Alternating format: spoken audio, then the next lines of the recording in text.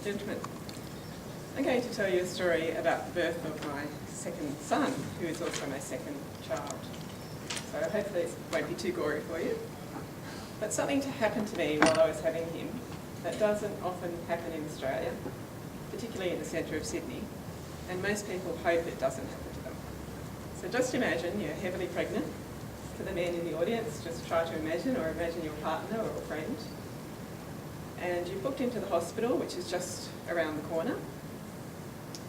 You hope that you'll get there before the baby actually comes out of you, don't you?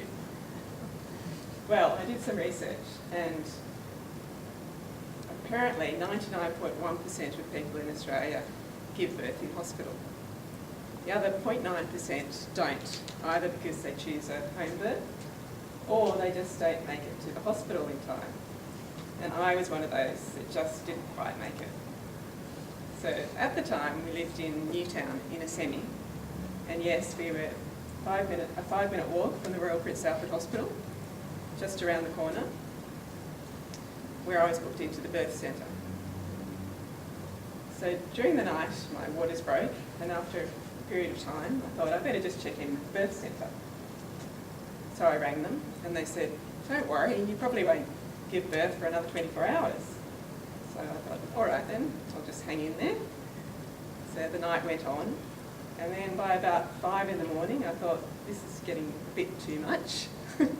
So I thought I'd better start getting people moving, so I woke up my husband and I rang my parents to come and babysit my older child.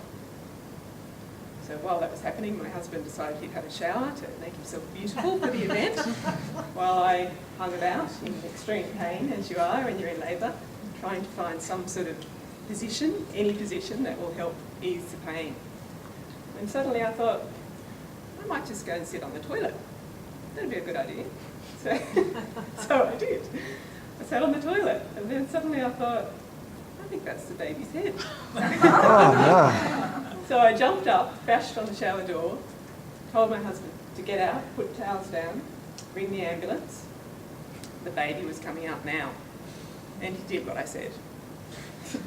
And at the time, luckily we had a cordless phone, so he could ring the emergency. We weren't really using mobiles at the time. He rang emergency and talked to them while helping deliver the baby. And we had a beautiful baby boy, who we called Jack, as he was jumping Jack Flash.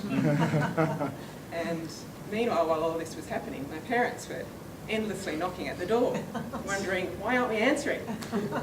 So once my husband had his hands free, he answered the door and said, it's void. To their perplexed looks, how do we already know this? So they came in and met their freshly born grandson, and not long afterwards the ambulance arrived. But my story doesn't end there.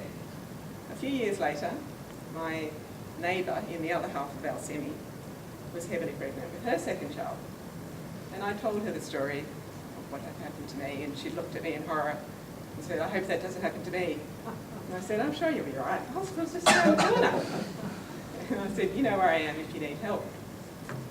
So it was Easter Sunday morning at about 2 a.m. and we get this bashing at the door. And my husband and I both woke up and froze and stared at each other, thinking, who could that be? And being in Newtown, we thought it could be anybody. It could be a drunk walking back from the pub. But then I heard my neighbour's partner's panic-stricken voice, and I knew. I jumped up, ran to the door, opened it, he handed me his mobile and said, ring the ambulance, she's having the baby. We raced next door, and I rang the emergency, and yes, she was in the hall having the baby.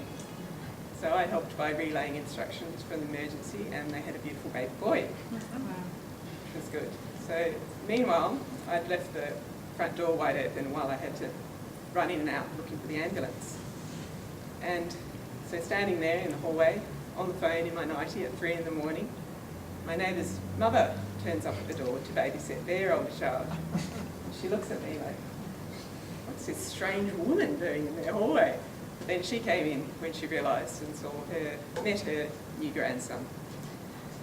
But then, to top it all off, my son Jack, at 3 in the morning, walks in and says, oh, I heard all this noise, so I thought I'd come and have a look in case it was the Easter Bunny. So he came in and met the new baby boy. So my neighbour and I were very lucky that we had healthy babies and trouble-free births. But I suggest people just watch out for that second birth, as anything can happen.